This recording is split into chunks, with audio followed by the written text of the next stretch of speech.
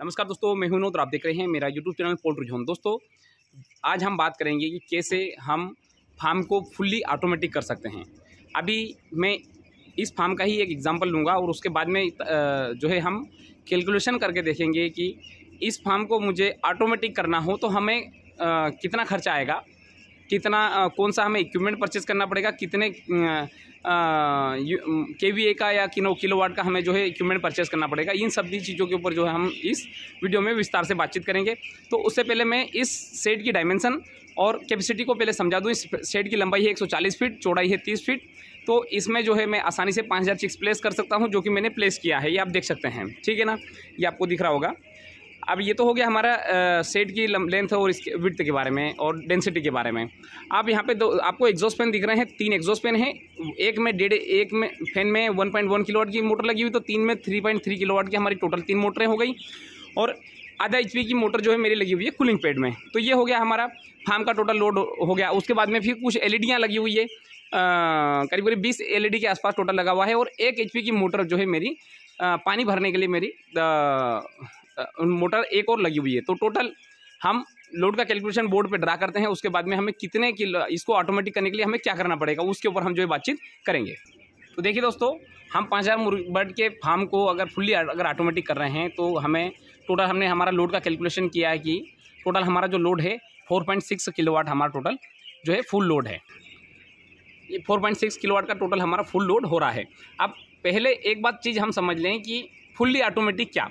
Fully automatic का मतलब ये है कि जैसे ही लाइट, अभी जो मेरे पास जो सेटअप लगा हुआ है वो ऐसा है कि लाइट अगर चली जाती है तो मेरे पास में हैंडल वाला जनरेटर है, तो मुझे हैंडल से स्टार्ट करना पड़ता है और लाइन आ जाती है तो मुझे उसको मतलब मैनुअली ही बंद करना होता है।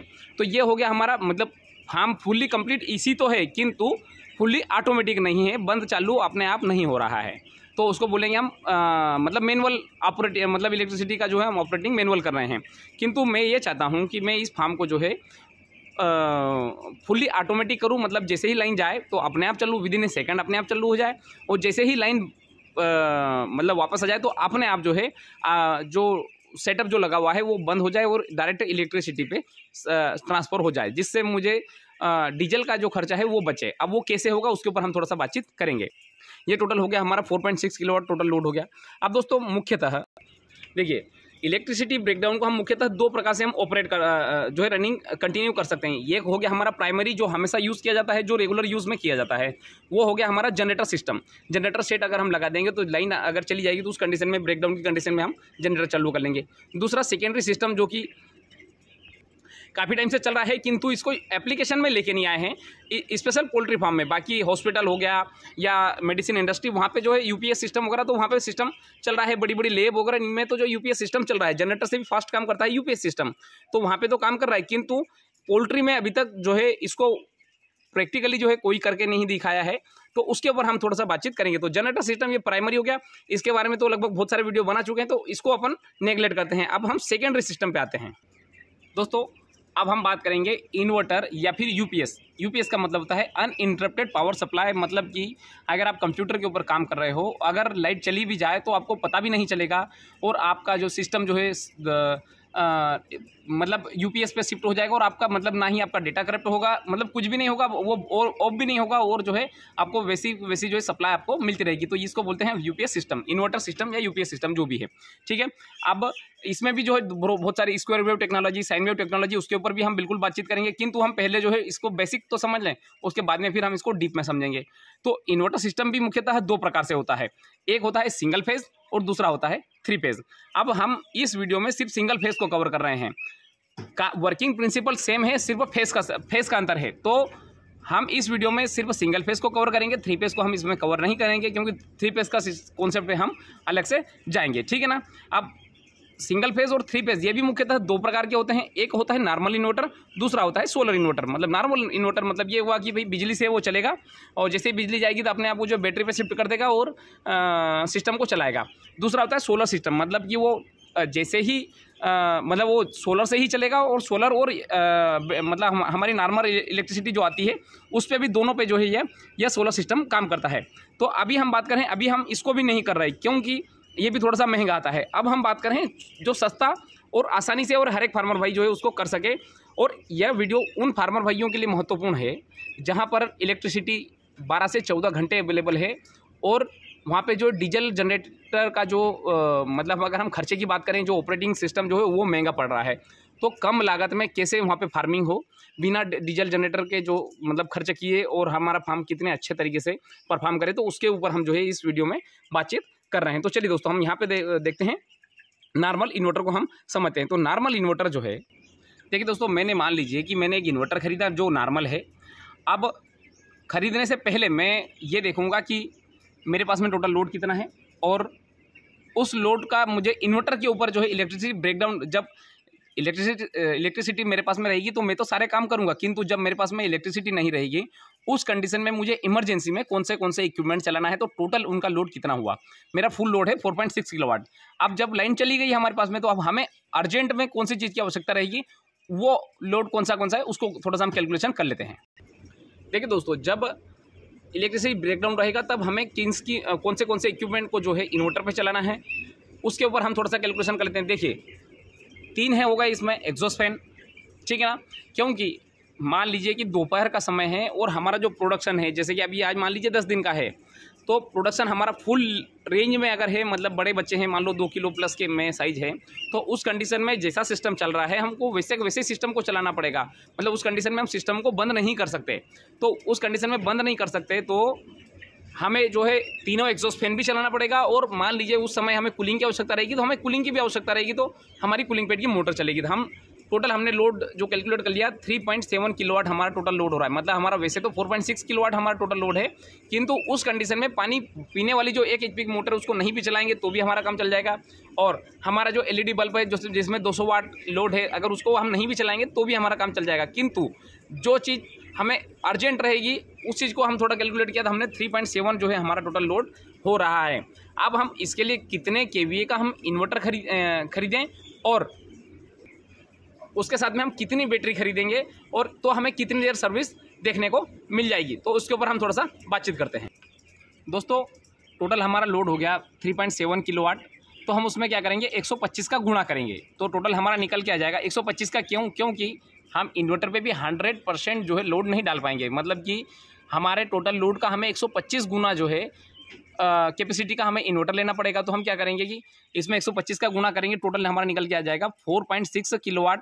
मतलब हमारा टोटल लोड हो गया। या फिर अगर हम उसको VA की इन्वर्टर की रेटिंग में अगर पढ़ें तो 4.6 VA का हमें जो है इन्वर्टर लेना पड़ेगा। मतलब कि इसका अगर 80% अगर हम भाग करेंगे, मतलब टोटल इस पर 80% लोड अगर डालेंगे तो 3.7 किलोवाट टोटल हमारा लोड आ जाएगा। तो अब ये तो हो गया कि हमें जो है इतने VA का हमें मतलब सिंपल सा जितना भी हमारा टोटल जो कनेक्टेड लोड है जो हमें इन्वर्टर पे चलाना है इमरजेंसी कंडीशन में, उसमें हम 125 का गुना कर देंगे, टोटल हमारा निकल के जाएगा इतने VA का। जैसे मान लो 4.6 VA का हमारा इन्वर्टर निकल के आ गया। मतलब कि अब जो हमें इन्वर्टर चाहिए वो 4.6 VA का हमें इन्वर्टर चाहिए, ठीक है। अब हम ये हो गया कि हमारे इस इन्वर्टर की कैपेसिटी निकल के आ गई। अब हमें कितनी देर का बैकअप चाहिए उसके ऊपर हम थोड़ा सा कैलकुलेशन देखते हैं। इन्वर्टर की हमें कैपेसिटी निकालने के लिए ये तो हमें पता चल गया कि हमें कितने VA का इन्वर्टर चाहिए। अब हमें कितनी देर चलाना है उसके लिए हमें क्या करना पड़ेगा कि बैटरी का पूरा सेटअप लगाना पड़ेगा। तो उससे पहले हम जान लें कि बैटरी की यूनिट जो है नापते हैं बैटरी की कैपेसिटी एम्पियर आवर में, मतलब उसकी AH यूनिट बोलते हैं, ठीक है। और एक बैटरी का जो वोल्ट होता है वो 12 वोल्ट होता है। अब एक फार्मूला होता है जिससे हम ये निकालते हैं कि हमें अगर इतने एम्पियर आवर की अगर हमने बैटरी ले ली, इतने वोल्ट की हमारी एक बैटरी है, तो हमारा और टोटल लोड हमारा इतना है, तो हमारी इतनी देर कैपेसिटी चलेगी। तो उससे हम जो कैलकुलेशन लगाएंगे तो हमें पता चल जाएगा कि हमारे जो है ये सेटअप लगेगा, उसके बाद में सेटअप का हमारा पूरा खर्चा आ जाएगा। चलिए दोस्तों शुरू करते हैं। दोस्तों, अगर हमें इन्वर्टर की और बैटरी की अगर हमें कैपेसिटी निकालना है तो उसका एक फार्मूला, और वो भी घंटे में, तो उसका एक फार्मूला होता है। वो फार्मूला होता है कि ये हो गया एन हो गया मतलब नंबर ऑफ बैटरी, AH मतलब कि बैटरी की एम्पियर आवर में कैपेसिटी, और वोल्ट मतलब एक बैटरी में कितने वोल्ट का जो है एक बैटरी है। और टोटल उसमें हम जो है टोटल लोड से अगर हम भाग कर देंगे, टोटल हमारा निकल के आ जाएगा कि ये इतने किलोवाट का जो लोड है। मान लीजिए हमारा जो लोड है 3.7 किलोवाट, मतलब कि 3700 वाट अगर हमारा लोड है तो कितनी देर चलेगा। तो देखिए दोस्तों, अगर मान लीजिए हमने नंबर ऑफ बैटरी कितने ली, 4 बैटरी ली। एक बैटरी की जो AH में यूनिट कितनी है रेटिंग 200 AH की अगर बैटरी है और एक बैटरी का वोल्ट जो है 12 वोल्ट। तो हमने तीनों का गुणा किया और उसमें 3700 का भाग कर दिया। टोटल 9600 टोटल इन तीनों का गुणनफल हो रहा है।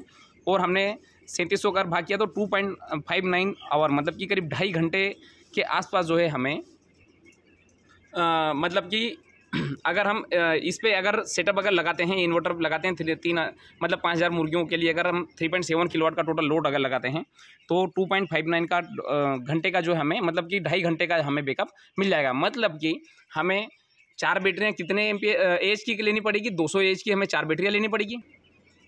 200 एच की बैटरी जो बैटरी की रेटिंग जो रहेगी 200 एच रहेगी और एक बैटरी का वोल्ट 12 रहेगा। तो इस प्रकार से अगर हम देखें तो अगर हम 3.7 किलोवाट का लोड अगर हम डालते हैं तो हमें 4 बैटरियां लगेगी 12 वोल्ट की, और हमारा जो इन्वर्टर का जो सेटअप रहेगा वो 4 बैटरियों वाला रहेगा। तो इस प्रकार से टोटल हमारे जो 2.5 घंटे का बैकअप मिल जाएगा। अब मान लीजिए कि हमारे यहाँ क्योंकि लगभग हर एक इंडिया के हर एक क्षेत्र में लगभग 2-2.5 घंटे का अगर मान लो बैकअप अगर हम इलेक्ट्रिसिटी ब्रेकडाउन अगर माने तो जैसे मान लीजिए 10 बजे लाइट चली गई और 12 बजे अगर आ रही है तो हमारा जो है सेटअप आराम से चल जाएगा।